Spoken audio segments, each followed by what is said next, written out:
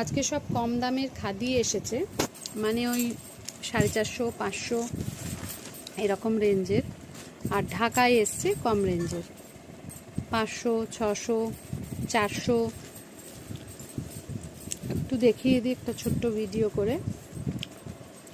এই যে ওই সব 500 450 সব খাদি, সব দাম ফেলা চলছে। যে প্যাঁচা খাদি, এটা 450 না, 450। এই টাইপের এসছে,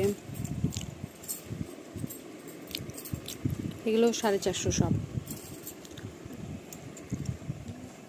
দেখো কালার রয়েছে, বাউল।